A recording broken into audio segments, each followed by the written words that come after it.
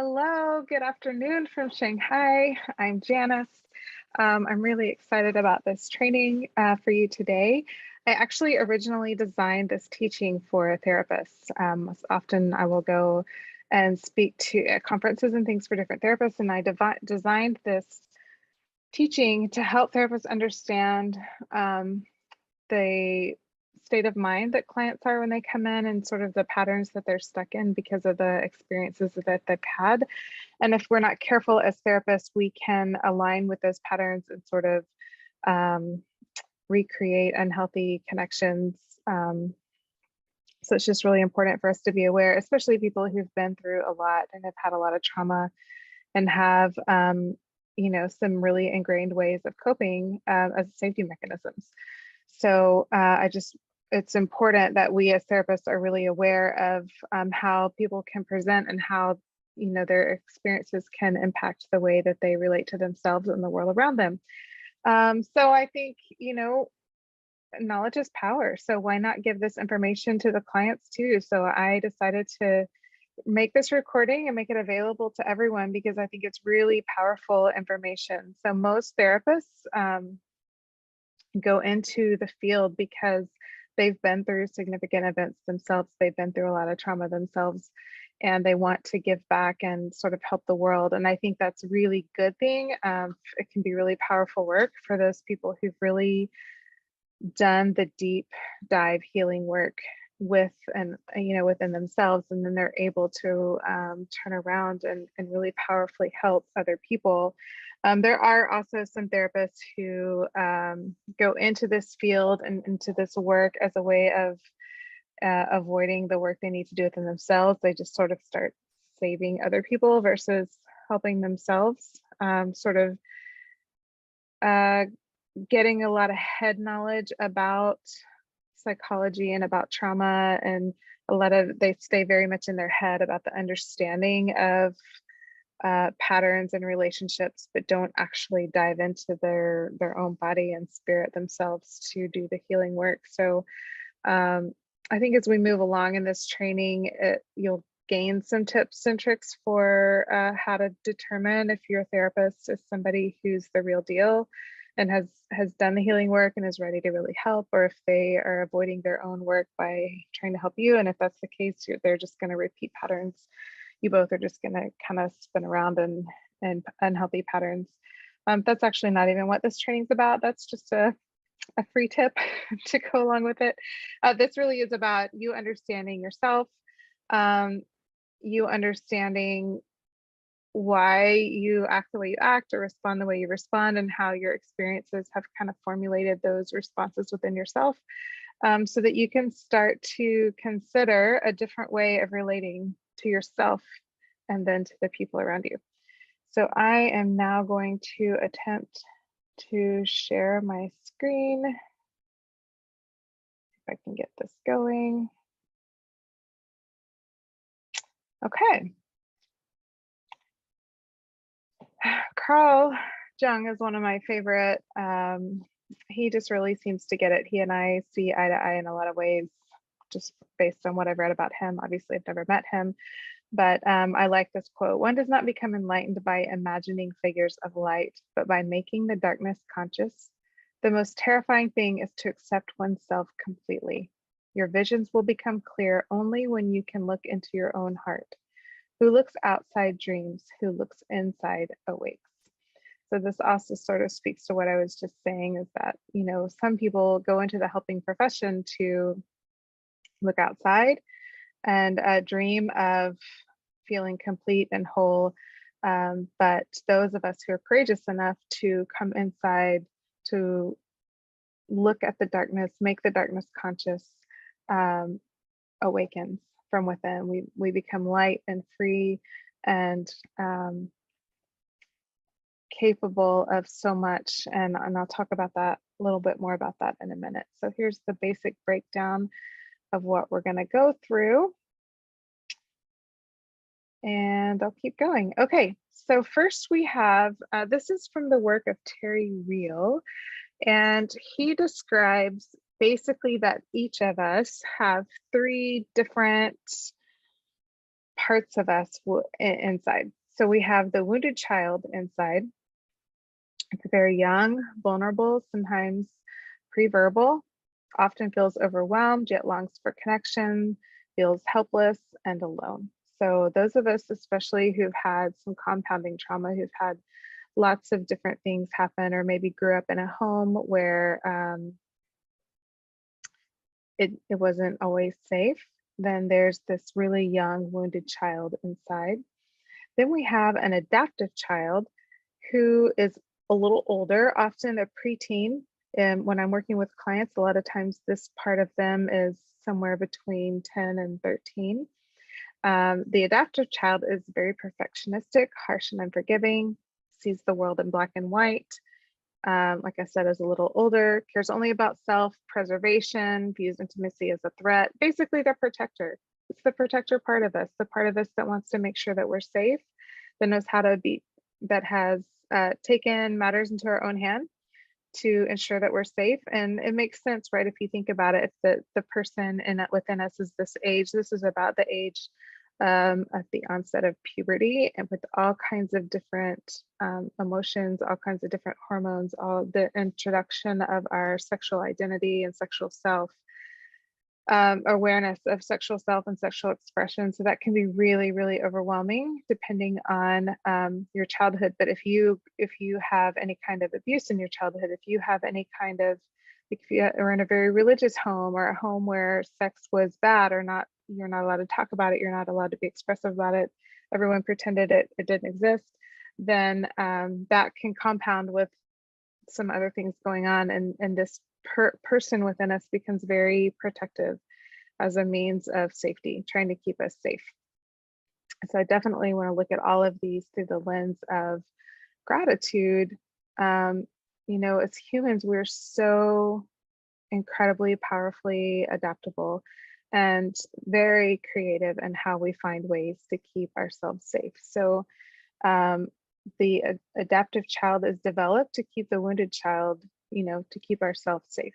And then we have a functional adult. Hopefully we can be functional at least most of the time, right?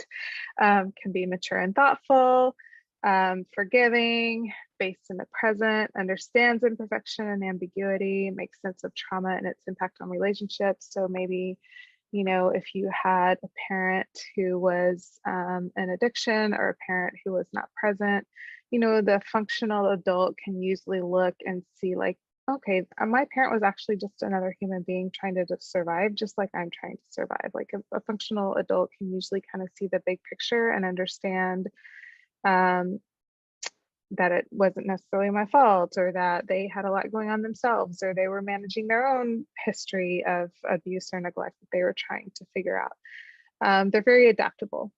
So most of us in our fully functioning centered adult self are these things, right? We're rational, adaptable, understandable, but we have these other pockets within us, these other beings within us, this wounded child and adaptive child, that can sometimes interrupt our ability to stay connected to our fully functioning adult self.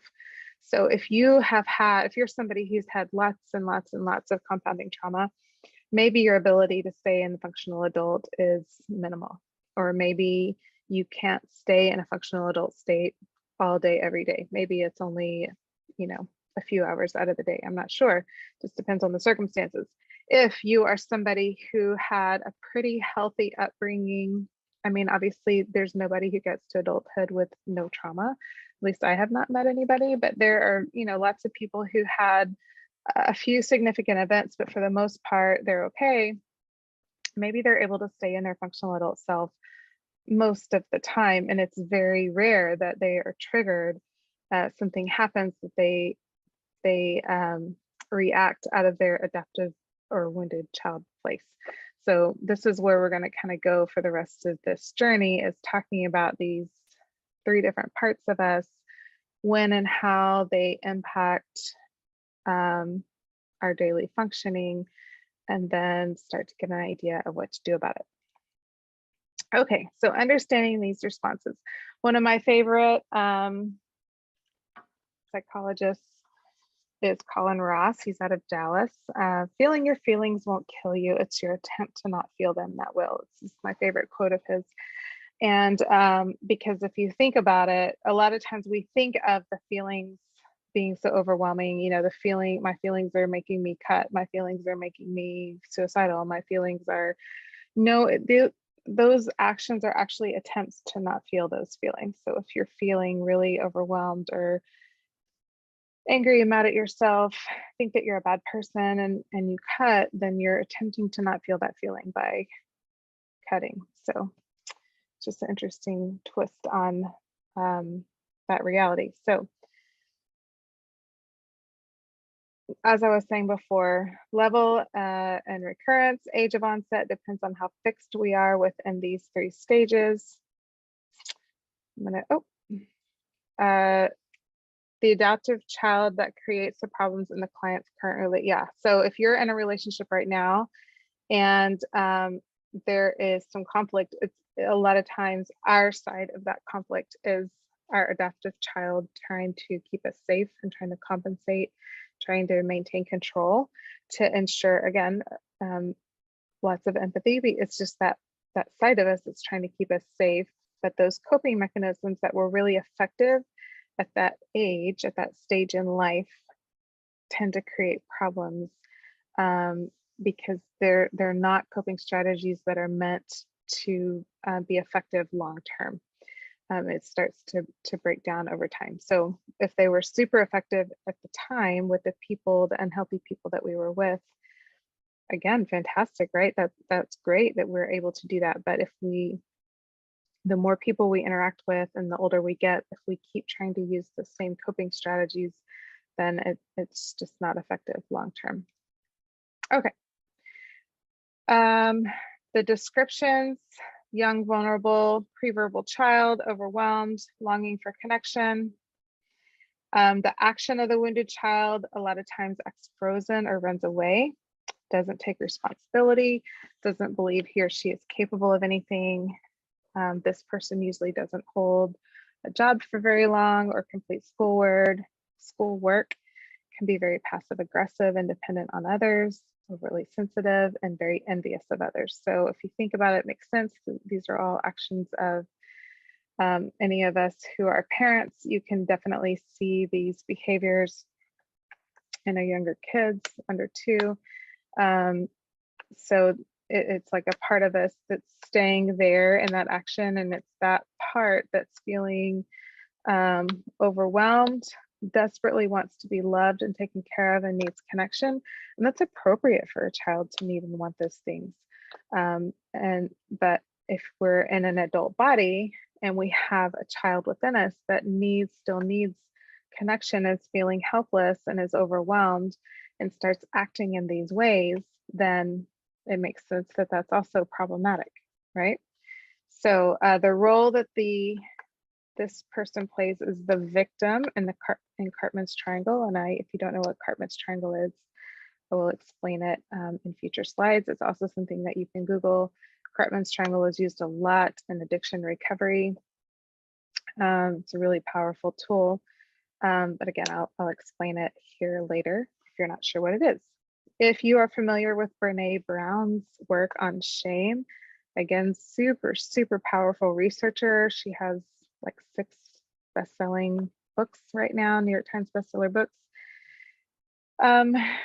So lots of good information too from her, but she has 3 basic shame responses that she describes in her first book. And one of them is acting in, where basically you're acting in on yourself. So this is often the wounded child who's acting in. There's a problem, the child builds anxiety, we feel anxiety about it, and then we react. So anytime we feel something comes up at work, or something, we get really overwhelmed with our kids, or our partner isn't really seeing us or isn't really connecting with us, we feel anxiety about that, and then we react. Okay, the adaptive child. Let's see if I can move myself.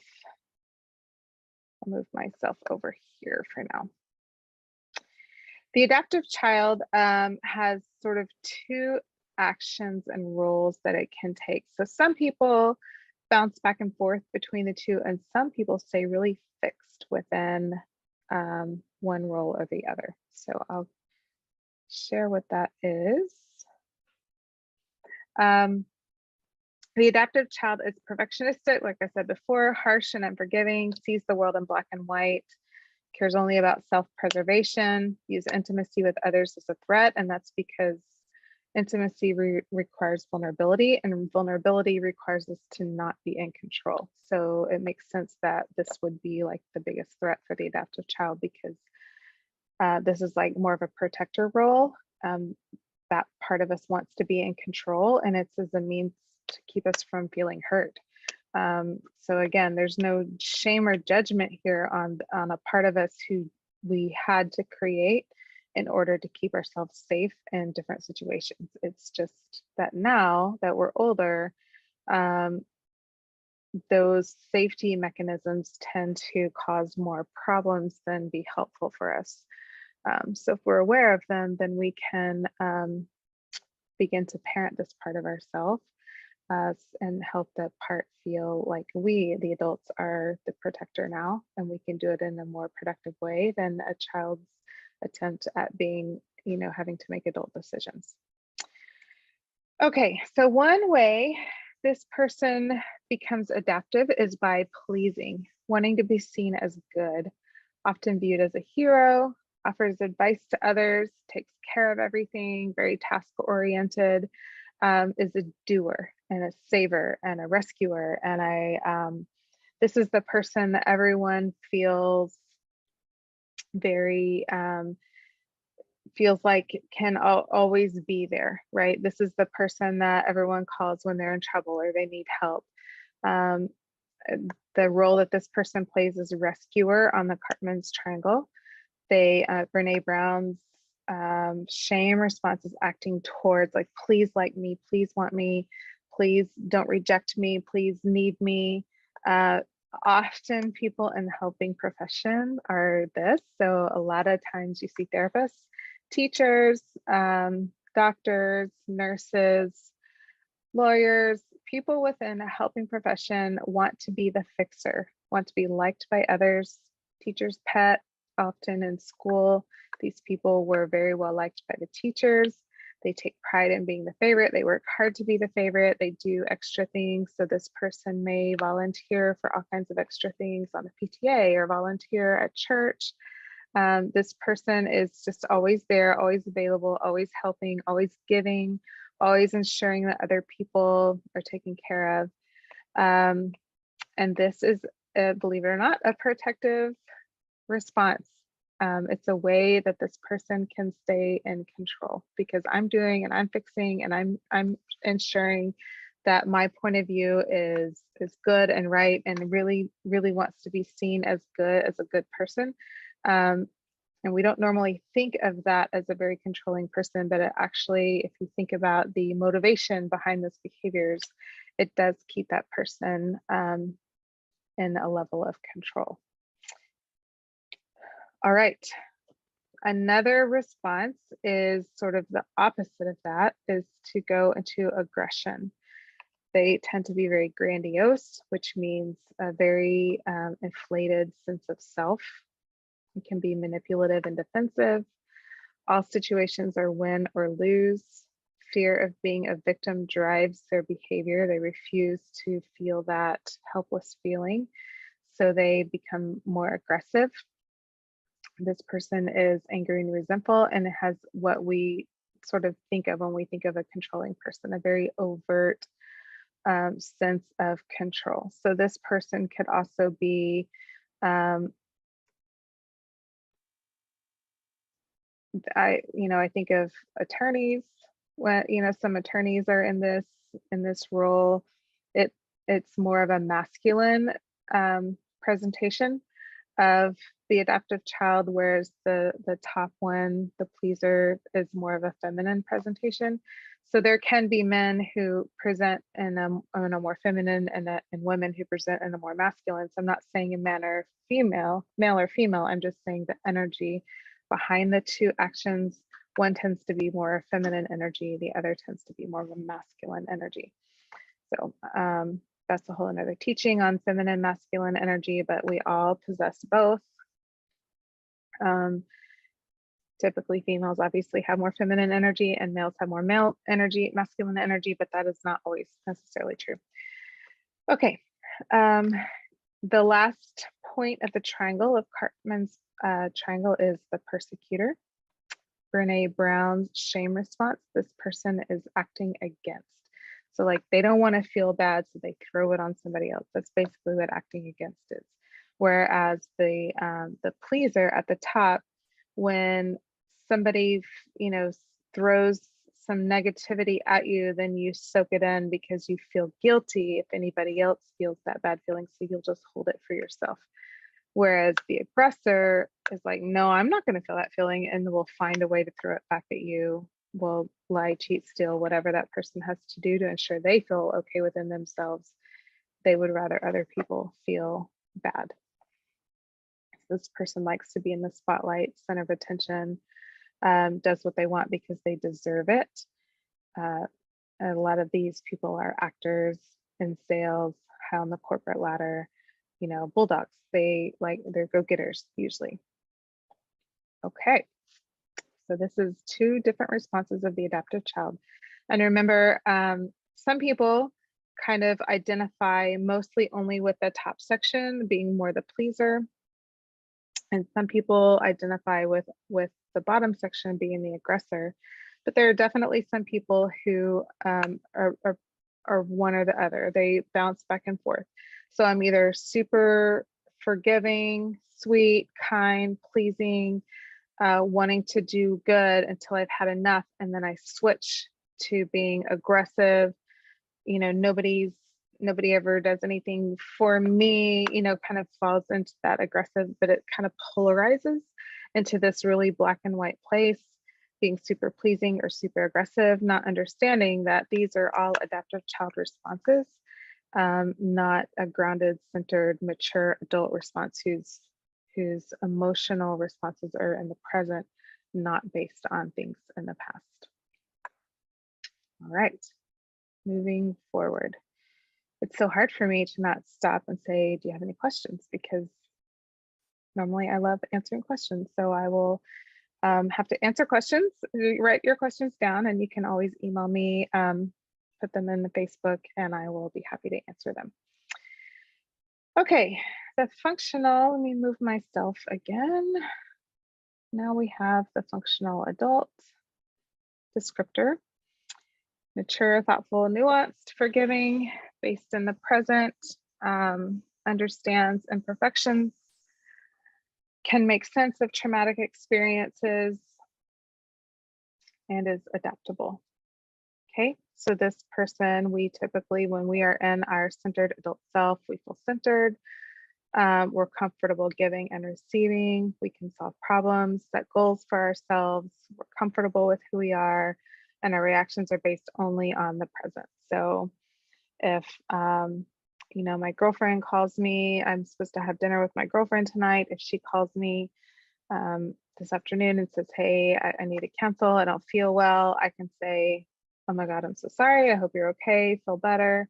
And react only in the present, like, okay, she just needed to cancel. It's not that big of a deal. Whereas if I struggle with rejection or relationships, then that one act in the present could trigger me to go back into my adaptive child response. So either trying to, you know, move towards her, take care of her, make sure she has everything she needs, bring her some extra stuff. Of course, helping people out of a centered adult state is totally fine. But if you're doing it out of a please don't reject me, please like me place, then that's actually your adaptive child acting out.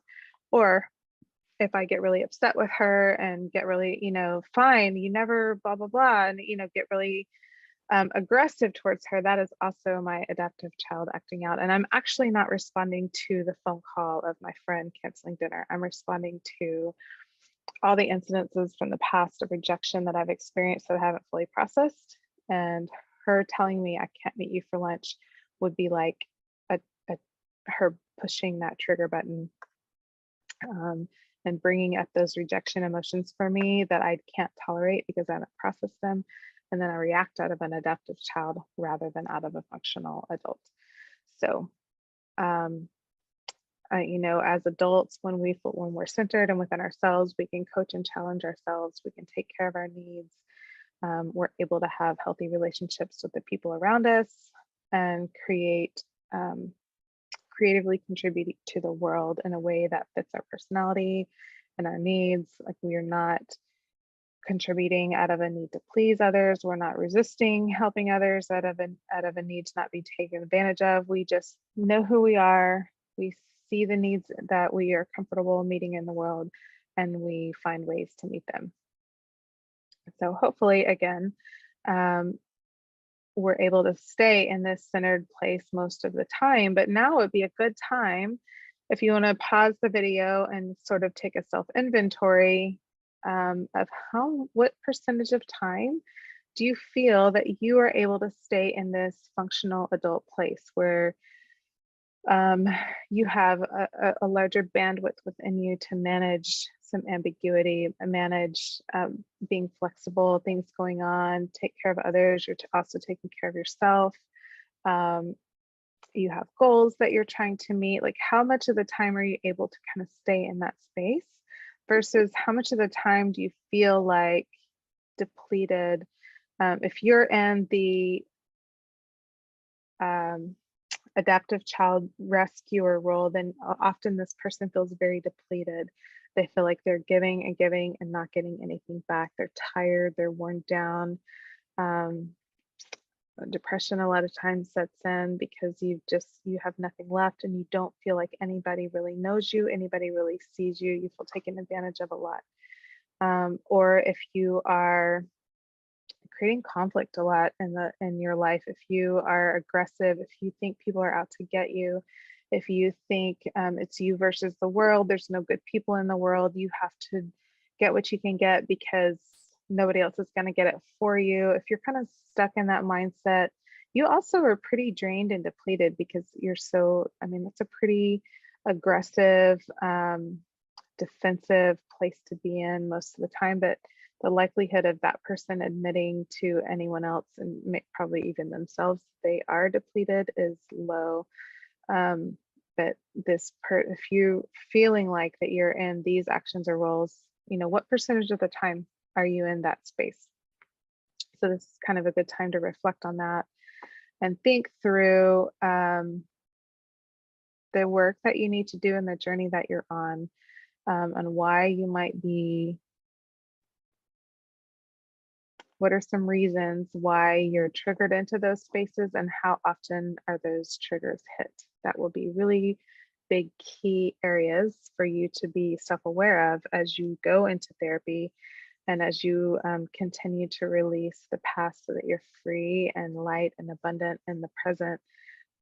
We need to reparent that adaptive child so that they know that we, the functioning adult, are the ones who are taking care of life now. And when we feel that adaptive child flare up as the adult, just like we would do with our own 10, 11, 12-year-olds or our own babies, wounded children, like, you take care of them and you talk to them and you meet their needs and assure them that you've got it and you're going to take care of things and you're not going to let anybody hurt you. That sort of conversation can happen with those childlike parts. But sometimes it takes a therapist to help us to ask the right questions so we can identify, when those parts of us were formulated, why those parts of us were formulated, validate those experiences for us, and then help us do the healing work of grief from those experiences so that we're able to be more clear and present within our functioning adults. So again, depending on your life experience and how much therapy you've already been in, you may be able to do some of this work on your own. If not, that makes sense, but at least you have now kind of a framework of things you can take into your therapist and say, kind of, here's what I think is going on and why. So, okay, let's look at, move myself over here now. the drama triangle. Again, this is something that there's tons and tons and tons of information if you Google Cartman's drama triangle. Most of, like I said, most of this work is in addiction recovery, but I find it so incredibly powerful and helpful with every person I've ever met, myself included, because we all can fall in relationship patterns around this triangle. And some of us only know how to relate to others on the triangle because that's the only way our parents related to others on the triangle. So as I explain this and you're like, oh my gosh, this describes my family, then it's likely that it's difficult. If this is the only way you know how to relate to people, then it's going to be a little more difficult to get off of this triangle because it's all you know, which makes sense, right? So again, no judgment. We just got to figure it out. Okay. First, we have the victim. This shame response is acting in. I can't. I'm not enough. I don't know how. I'm not good. So this person sort of takes on the I'm bad. I'm not enough response. Okay, and then the rescuer is acting towards please like me. Now, it's also an I'm not enough a response. A lot of times there's a I'm bad underneath it, but the way this person responds to it is to move towards people, to try and save people and help people and take care of everything, because this person doesn't feel like I am acceptable and enough as I am. I'm only good for what I can do for other people. I can very much relate to the rescuer. I definitely am the rescuer. When that's my first shame response is to go into the please like me. This person often, like if there's hey, where do you want to go to eat, this person will say, doesn't matter to me, you pick. Every time this person will say, you pick. What movie do you want to watch? Doesn't matter, you pick. What kind of candy do you like? Just get what you like. That's what the rescuer tends to do. They don't they don't have a sense of self outside, or they're afraid that if they interject their opinion or who they are, that they're going to be rejected, and they don't feel like them as who they are is enough. So they try to please other people in order to gain the love and acceptance that they crave and that they need. Whereas the victim also, the victim didn't get enough of those things, so but they feel like they can't do enough right. A lot of times the person, if you have like a really perfectionistic parent who is constantly criticizing the way you look or your performance in school or the way that you do things, then a lot of times the person's response will become this victim because they don't feel like they can do anything right. It doesn't matter what they do or how they do it or how hard they try, it's not going to be right. So they quit trying and they just kind of shut down and say, I can't, you do it for me. So they kind of then demand that other people take care of them and do things for them because they don't think they can do anything for themselves. And then the persecutor in the triangle is the acting against. I'm in control now. So their response to, bad things happening or situations that are out of control happening is they kind of take the reins and they decide, I'm going to deal with this myself. So this is kind of the three basic responses that we all have that we can move into. And I'm going to talk about how we actually all do this. So let me see if I can explain this. We all have a triangle within ourselves. So I have a rescuer in myself, a victim in myself, and a persecutor in myself that I interact with myself only. So there are times where I try to rescue myself. There are times where I feel like a victim. And there are times where I persecute myself. Like, you're such a horrible person. So if you are stuck in some thought patterns of like, God, you're such an idiot. Why do you do things like that? And you're always saying the wrong thing. You're so dumb. Like if you're thought in some negative pattern, self-talk patterns, that's you persecuting yourself. So then but then that also makes you a victim to yourself. And then you have to typically we look for something outside of ourselves to rescue us. So a lot of times that's where we go to alcohol, or we go to cigarettes, or we go to shopping, or we go to sex, or we go to eating food, or we go to talking about people. We'll find something to rescue us from us persecuting ourselves. Like the victim, obviously doesn't want to feel those feelings and being shamed and talked about in that way. And so we'll rescue ourselves by distracting us somehow. It could even be like acing a test, or overworking towards something because we're trying to convince ourselves to like ourselves.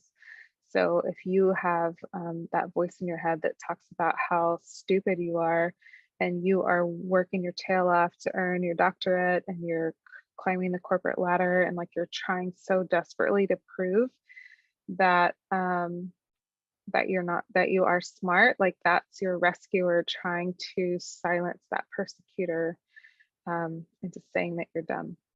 So it's fascinating how this triangle exists within our own self. And then, we definitely can play these roles with other people. And I'll talk a little more about that as we move forward. Okay, let's look at Sally. Sally is 42. She's a stay-at-home mom. She has a history of some sexual abuse. She's been to counseling on and off some for the last 10 years, and her husband works really long hours and travels often for work.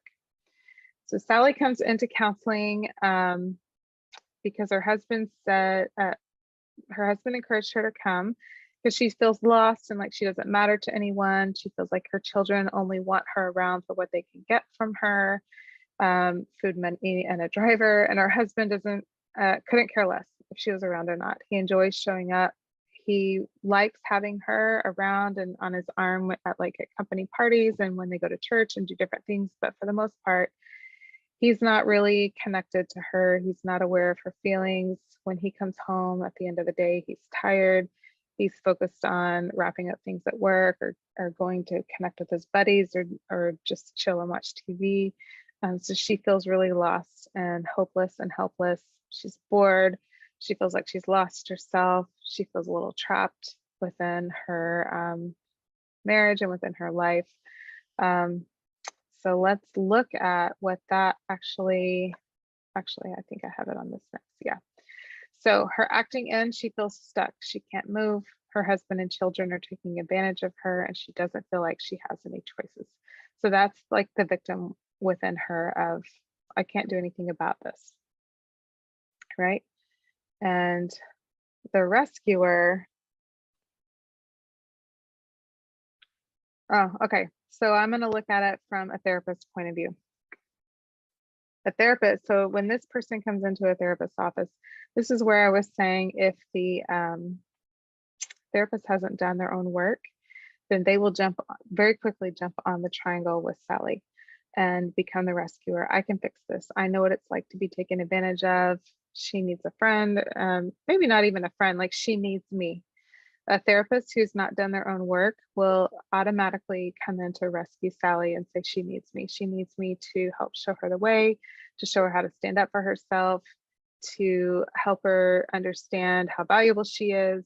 So this is something that a therapist often will do if they are not really careful. So when I was talking earlier about therapists doing the work, this is the important reason why. See, if they are not careful, then they will jump onto the triangle. So everyone just stays stuck in this really unhealthy pattern.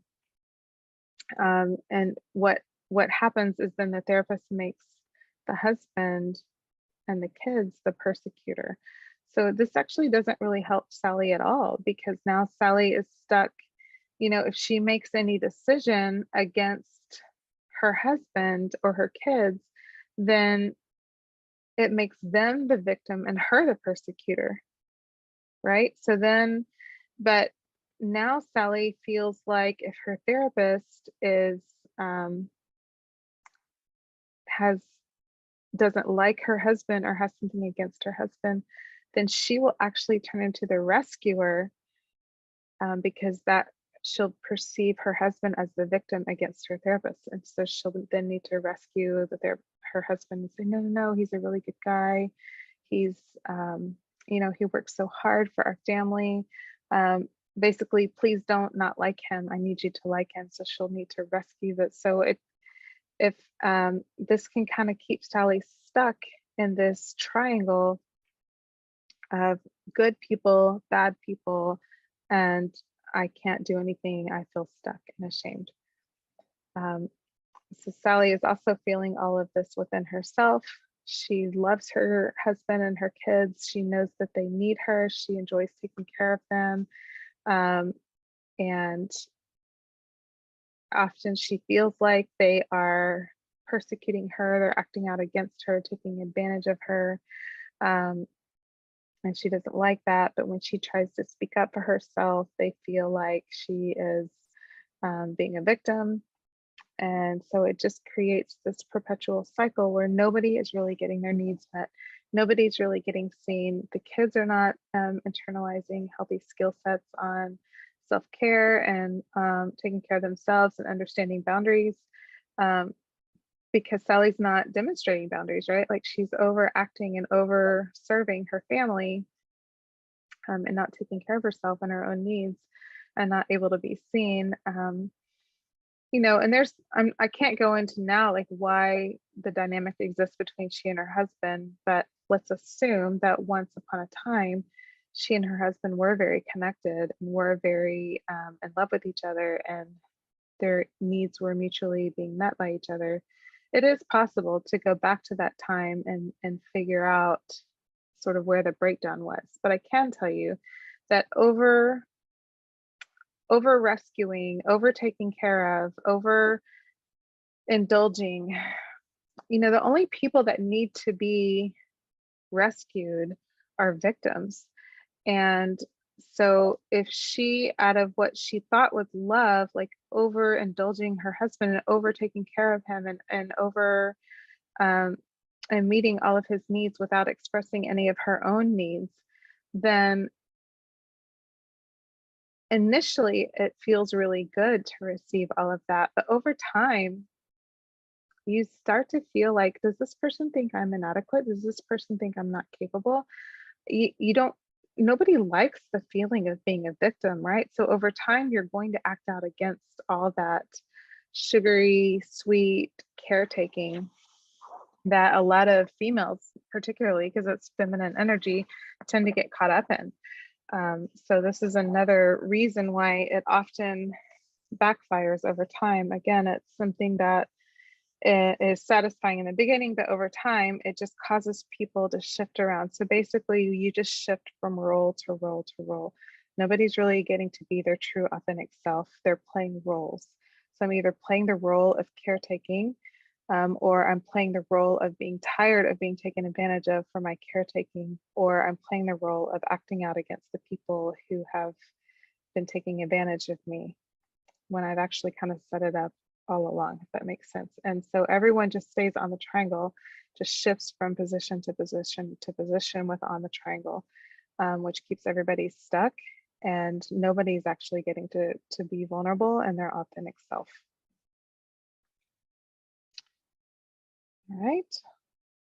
All right. So the empowerment dynamic is a really powerful shift from the Cartman's drama triangle. So what it looks like, I'm going to move myself again so you can move myself over here. I think that'll be okay. All right, so the first role is the creator. So instead of a victim, we can become a creator. So instead of I can't, I don't know what to do, a creator becomes curious, chooses which problem to attend to first. A creator is courageous. So a healthy therapist, when Sally comes into the office, will say, wow, that, will really validate Sally's feelings and how she must be feeling, and really ask Sally to explore all the different feelings that she has.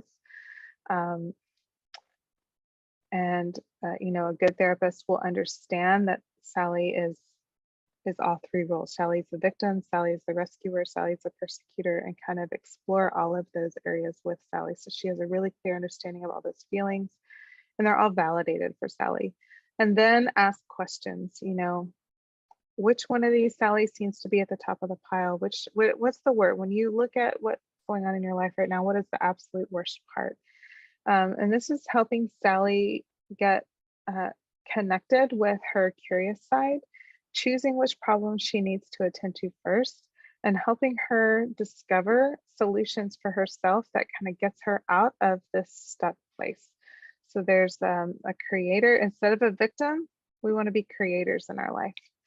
And then instead of rescuing somebody, instead of saying, I can fix this, I can take care of this, we're going to support and assist somebody else and helping them manage her life. So a good therapist will look at Sally and say, offer tools, techniques, cheer her on. I believe you. I know you can do this. These are really tough decisions. It's hard to hold the boundaries.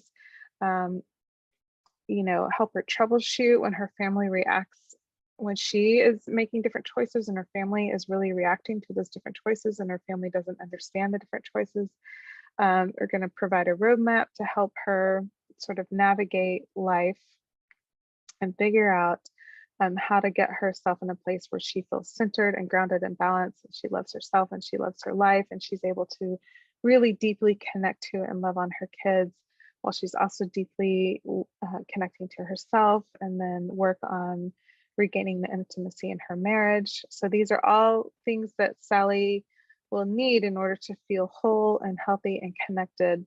But it's not a therapist's job or anybody else outside of Sally really to determine which of those areas she needs to address first or what it's going to look like, because I don't know. I don't know how it's going to look like, and neither does any other therapist know exactly, because we're all so unique and our situations are unique, and we don't know how the other people are going to respond and react, right? So it's just a matter of us coaching and supporting and providing roadmaps, tools, assistance, help, support, love, all the, holding space is how I like to call it, for allowing somebody to create, to navigate and create a life that feels full of meaning and purpose for them.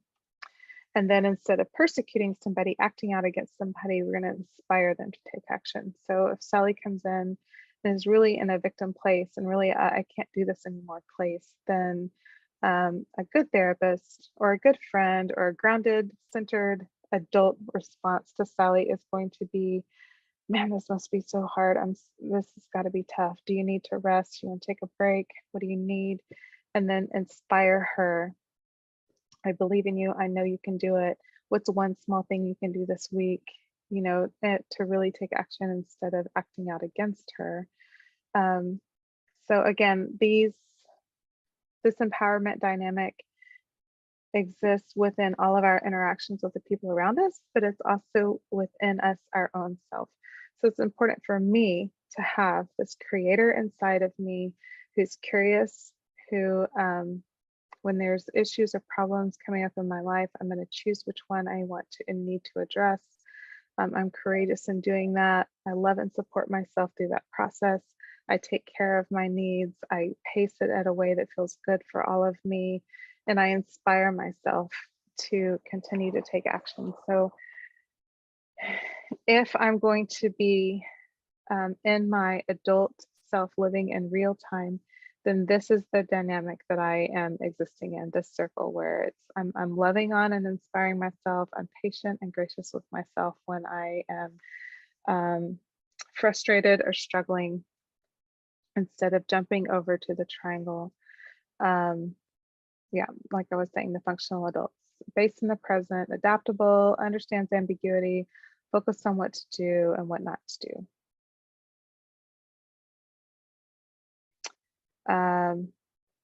Again, this training was originally for therapists, so I have a note here for therapists that this is where the therapist stays. And a lot of times clients have never really functioned within the empowerment dynamic, so they don't, it confuses them. They get frustrated at first. They don't really understand. They want you to rescue them. They want you to give them the answers. They maybe will start trying to persecute the therapist. Who are you? Do you know what you're doing? Clearly not. Or act like a victim, like I can't do this and you're not helping me, and they'll quit. And this raises anxiety in a lot of therapists. But if our goal is really to help people be grounded, centered, healthy, thriving, abundant, full of love and energy, light, life, then this is the only way to do it, is to stay in this empowered, functional adult space with grace and love and understanding. So the one thing that causes either a therapist or a client or anyone in general to jump back on the triangle is anxiety. Anxiety, like, oh my gosh, what if I'm wrong? What if I can't do this? Imposter syndrome creeps up for everybody. I don't know anybody who doesn't have it. Therapists have it as well. So if a therapist is feeling like, I'm not doing enough for this person, or they're not getting enough from me, their anxiety will cause them to jump on the rescuer triangle. Or if me within myself, if I'm having a bad day, or I'm super, super triggered, I'm really, really frustrated and angry with myself, or I don't feel like, my friends really understand me, or maybe I'm really tired, then anxiety, any kind of anxiety will drive me back to, getting down on myself, acting out against myself, being that persecutor against myself. And then the triangle starts all over again, because I'm persecuting, then that means I'm also victimizing myself. And then I have to find something to rescue me. And then who knows how long I'm on that triangle before I catch that I'm being really mean to myself and not being productive, but I have to do the work to move back over to this empowered dynamic where I'm creating, challenging, coaching, loving myself. Okay, so this is something that I wrote out for therapists, but I know that this is also a way. I would rather that you think of this as how you feel with yourself. So yes, you can take this if you're looking for a therapist, or if you're evaluating, so getting help, then this is super helpful. But if you can do these things within yourself, so let's change the title to being a safe person for yourself. You are coaching, supporting, assisting, and manifesting your own desired outcomes. You are coaching yourself. You're holding yourself to be whole, resourceful, and creative. You believe that you are naturally creative and resourceful. You believe in yourself that you can see new possibilities, and you dare to dream dreams. You challenge yourself to inspire and are inspired to take action. You call forth your will to create. You challenge yourself to spark improvement and development of some kind. You help yourself take apart your experiences in order to learn from them, and you let yourself feel all of your feelings. So imagine if you challenge yourself to be this person all the time. Like, this is an incredibly grounded, safe, mature adult. This person's children are incredibly lucky and blessed that they get to witness a person and take on these skill sets for themselves. This person is an incredible friend to the people around them, an incredible lover to their lover, and feels incredibly happy, connected to self, fulfilled, abundant, joyful, all the feelings that we want to feel. This person wakes up in the morning excited about life and grounded, and knows and is so centered in who they are. Okay. This I kept in here as well because, again, it's always good information to have if you're looking for a therapist. But I thought many of us who are parents, and even for our children, if you tend to be a rescuer particularly, I think this slide is going to be very helpful for you. So it's really important that therapists get their own personal needs met outside of the therapeutic relationship. So if you're a therapist, or anybody in any helping profession, a teacher, a therapist, a doctor, and your sole identity is on, not sole identity, but you pride yourself mostly on the work that you're able to do for your client, your student, your whomever, then that puts a lot of pressure on that relationship. It requires that person to show up in a way that they need you all the time, and it keeps you stuck on the role. of rescuer. So with your children, also, if you don't have a sense of identity outside who you are as a mom or who you are as a dad, who you are as an aunt, then this is a problem, because then our children's successes or failures, we think, are totally dependent on, who we are as a parent is dependent on our children's successes and failures. And they feel this pressure, like they can't be themselves. They have to be what we need them to be, because if they're not, then that means that we're a failure or that we're a bad mom. And they feel that. They can't articulate it. Most of them can't, because it's not something that's super tangible, but it's a feeling that they feel. And you may have grown up in a home where your mom's only identity was as a mom, and you felt this pressure where you had to be what she needed you to be. You didn't have the freedom to be yourself. All right, managing your own triggers. So halts is something else that also comes out of addiction recovery, but I think it's super important. If you are hungry, angry, lonely, tired, or sick, the likelihood of you jumping on the triangle to your default shame response of choice is pretty high. So if you tend to be a rescuer, if you tend to be more of a victim mentality, or if you tend to be that aggressor, if you're hungry, angry, lonely, or tired, you're going to move to that much quicker. So again, in parenting, this is super important. If you work all day and you overworked, you work through lunch, so you could get home and you got to get your kids to soccer practice or whatever, and then you're trying to figure out dinner, and you just haven't taken the time throughout the day to take care of yourself, then the likelihood of you jumping on the triangle and acting out towards your kids and your family are really high. And the likelihood of you acting out against yourself is also really high. So again, just managing these triggers, it's not selfish. It's actually a way of, if you're not yet at the place where you think that you deserve it, or that it's worth doing for your own sanity and your own sense of self and groundedness, then it's actually a gift. Then think of it this way, like it's a gift that you give the people who love you. Because if you are not managing yourself in a way that you're able to stay centered and grounded, then you're not really a safe person to be around. So not taking care of yourself means that you are either rescuing, you're victimizing, you're persecuting. Nobody feels fully safe around that. So it's a disconnection, it's an unplug, right? So if you think of Sally, her relationship with her kids is all caretaking. They take advantage of it for sure, but they also don't like it. But there's no actual real heart-to-heart connection between her and her kids, and so she's burned out and tired.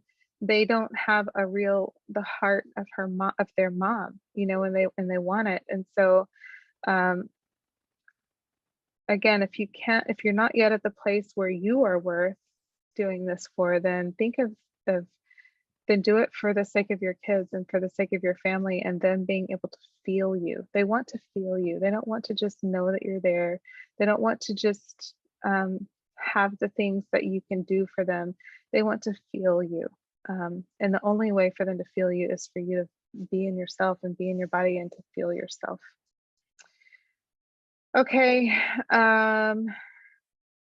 Avoid taking offense to unengaged clients or clients who act out. So this is sort of back to if you're in the circle, if you're feeling empowered and centered and you're in your adult self and your kids start acting out against you, or your friend says something rude, or your husband is a jerk or whatever, then this is you choosing to stay in the circle and not jumping on the triangle to defend yourself, right? Not letting that adaptive child jump out and go into protector mode, reminding the adaptive child that you're an adult, you can manage and take care of the situation. You're not going to jump on the triangle and get into this triangular battle with the person who's acting out against you. So this is something that we have to remind ourselves as practitioners with clients, but this is so relevant when it comes to our relationships with our spouses or relationships with our kids. Okay, and being super consistent is so important for the people who love us.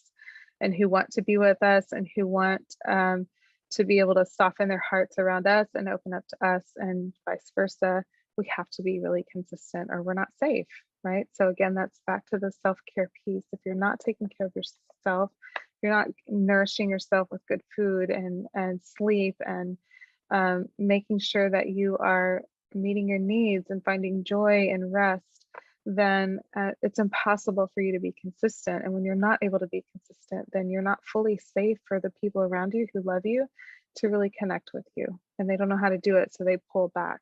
And then they have a reaction to that, and then you react to that reaction, and it just keeps you disconnected from the people around you. Okay, I think we have one more slide with some resources. Yes. A lot of this information came, not a lot of it, actually, the Wounded Child, Adaptive Child, and Functional Adult came from this NICAM website.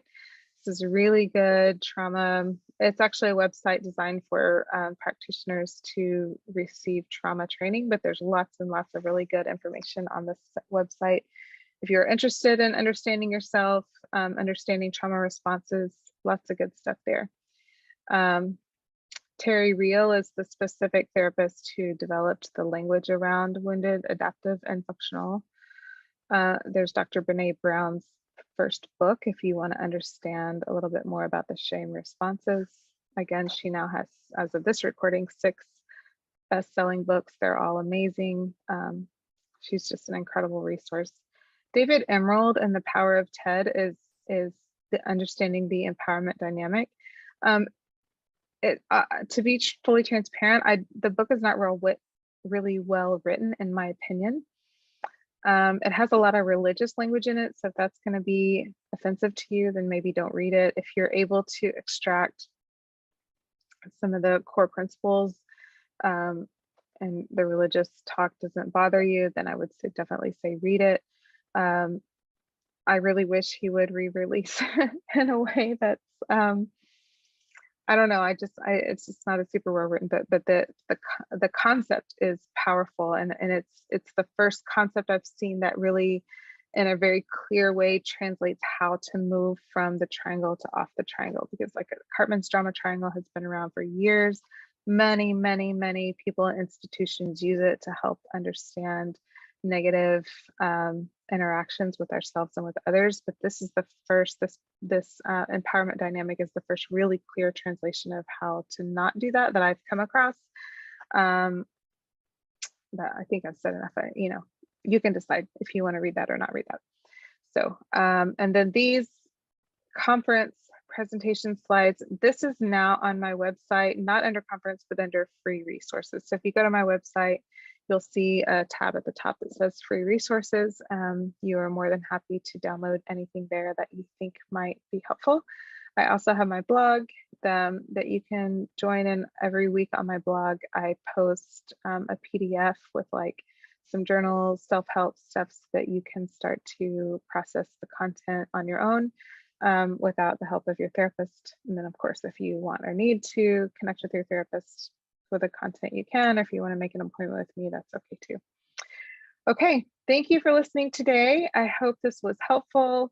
I hope that you found it empowering, and it gives you some ideas on how to start to rethink and reframe the way you're interacting with yourself and the way you're interacting with others. So at the very least, just spend the next few days becoming more aware, just being aware of like, oh my gosh, I'm on the triangle right now, or oh wow, I am rescuing right now, or I think I'm being the victim today. Just kind of understanding where on the triangle you are, understanding how present your adaptive child is, so that you can start to reparent and readult and adult, take care of yourself in a way that is empowering for you and grounding for you. Again, my whole goal is for women to feel centered and abundant and free and loved and loving and light. And you can be feminine and receive and caretake in a way that is effortless for you. So that's the goal, and sort of understanding why we do the things we do, so how we can change it in the future. All right, I'm signing off for now. Enjoy the rest of your day.